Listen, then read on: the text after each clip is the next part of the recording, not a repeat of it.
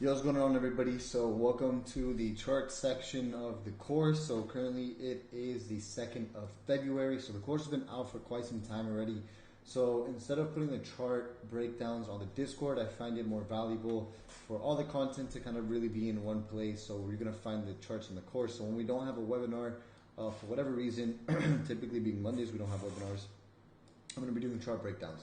So anyways, let's start off with GJ. So GJ on the daily time frame, as you guys could see, over the last 2 days, it's had a big rejection to the downside, and we have this indecision kind of consolidation candlestick that you have here.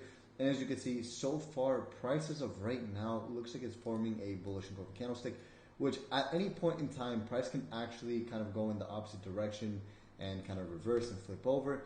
But you got to keep one thing in mind is market structure on the lower time frames and what that's forming. So as you can see, price right now is maintaining itself above the blue over red moving averages quite nicely, and we see price break above the blue over red moving averages. Yesterday, I ended up taking a short position from this point on to about this point here, which we broke down in the webinar. Very clean, but pretty much what I'm going to be looking for tonight on GJ is notice how price, again, this yellow line up here is resistance. Notice how price broke above resistance. I'm going to be waiting for price to come back down into resistance, and since we're trading above it, I'm going to look for price to form support, where I'll then look to buy back up into these highs over here. So pretty much what I'm going to be waiting for is price to pull back into this area, bullish engulfing candlestick, and that is going to be my buy signal, and I'm going to buy it back up into 156.556. Now, when it comes down to gold, what I'm going to be looking for is pretty much for gold to pull back into 1813, because again, 1813 is that level of resistance that we've been paying attention to for quite some time. Notice the first rejection here, second rejection here, and notice how price broke above it. Now that price broke above it, I want to see price maintain 1813. Look for that break and retest, and look for price to go up into 1830. Now, when it comes into silver, silver's already kind of giving me that break and retest of this area that I've been paying attention to for quite some time now. If you go to the hour time frame, we already have a rejection, 30-minute time frame.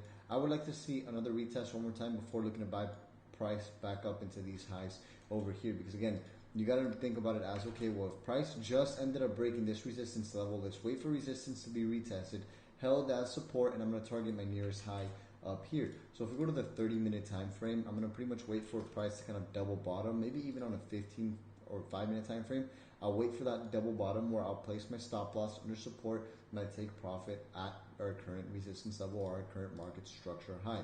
So those are going to be the setups that I'm going to be waiting for tonight. Quick little video for you guys.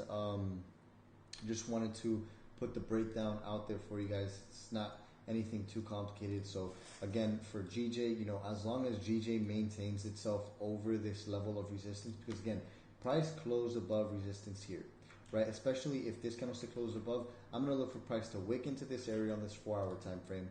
Look for my buy signal on a 30-minute time frame, which will be a bullish engulfing candlestick. Now, one thing about the markets, when you make an entry, let's say this is my signal to buy here. My stop loss has to always be under support because, again, support is what's going to be protecting my order from getting hit. And the price can consolidate all around support all at once, but as long as support holds, the trade is valid. Because you have to remember, we are placing our stop loss in an area that is invalidating the trade. And then our target has to be our next level of resistance, which is right here. Then we identify the risk to reward. If the risk to reward is over a 2-to-1 risk to reward ratio, we will take the position, and that's all I'm going to be looking for tonight. So I know today's breakdown is a little bit quick, but I wanted to get it out there for you guys so you guys can actually go see it. Anyways, if you guys have any questions, just let me know in the Discord.